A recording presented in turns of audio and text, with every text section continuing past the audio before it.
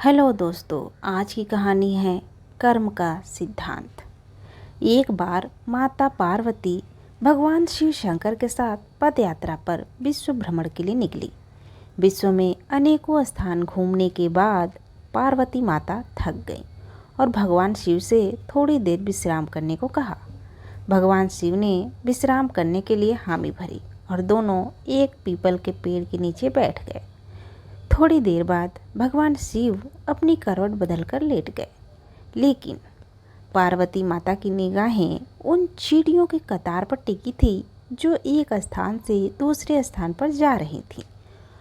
और चींटियों के बीच रास्ते में पड़ा था एक रेंगने वाला कीड़ा जिसे चींटियां निरंतर काट रही थीं। कीड़ा अपनी रक्षा करने में असमर्थ था क्योंकि चींटियां अनेक थीं। कीड़ा अत्यंत अधिक पीड़ा में था। वह अपनी रक्षा के लिए छटपटा रहा था। माता पार्वती यह दृश्य देख दुखी होने लगी और वह कैसे न कैसे करके उस कीड़े की पीड़ा को मिटाना चाहती थी, लेकिन खुद करने में असमर्थ थी। तो पार्वती माता ने कीड़े को इस समस्या से निजात दिलाने के लिए भगवान शिव से प्रार्थना की।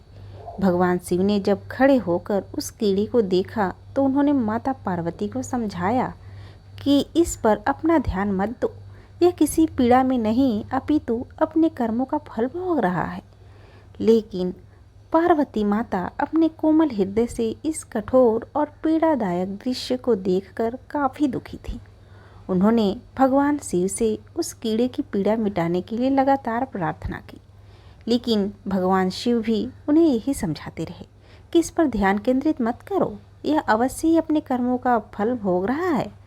भगवान शिव ने इस समस्या से छुटकारा पाने के लिए माता पार्वती को वहाँ से कहीं दूसरे स्थान पर चलने को कहा ताकि उनका ध्यान वहाँ से हट सके। लेकिन माता पार्वती ने भी जिद कर रखी थी। वह बोली, जब तक इसकी पीड़ा नहीं मिटेगी मैं यहाँ से कहीं नहीं जाऊँगी।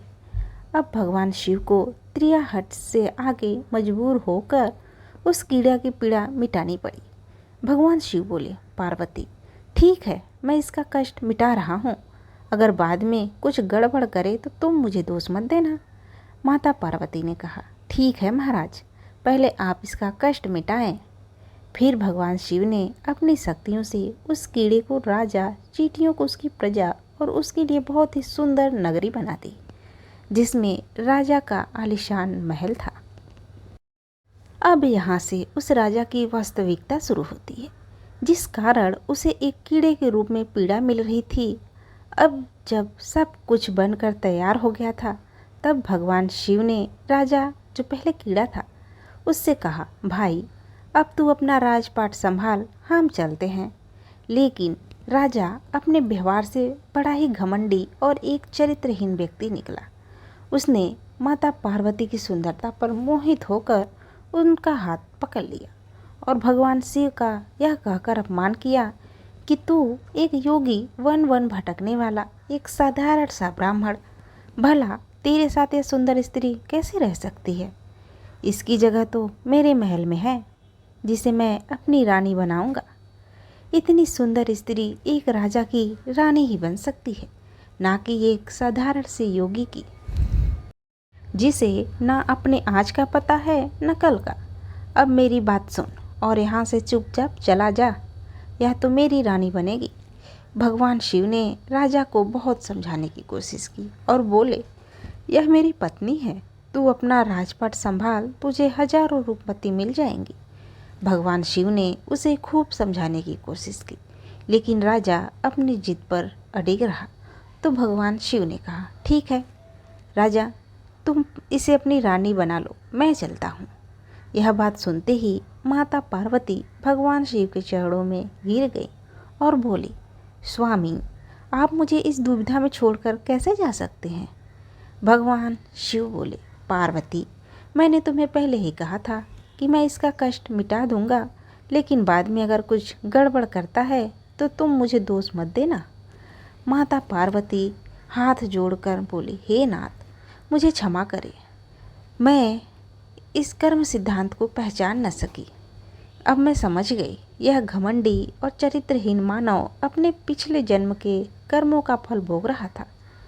इस क्रूर मानव ने अवश्य ही अपने जीवन में अनंत पाप किए होंगे, जिसका दंड इसे इस कीड़े के रूप में भुगतना पड़ रहा है। भगवान शिव प्रसन्न हुए कि चाहे पार्वती ने जिद करके ही इसका कष्ट मिटाना चाहा, परंतु अब वह कर्म सिद्धांत को समझ चुकी थी। फिर भगवान शिव ने अपनी शक्तियों से परिस्थितियां पहले जैसी कर दी। राजा को वही कीड़ा और प्रजा को वही चींटियां बनाकर उसके कर्म सिद्धांत को उसके हाल पर छोड़ दिया। अब माता पार्वती भी राजी राजी भगवान शिव के साथ अपना भ्रमण पुनः आरंभ करने के लिए चल पड़े।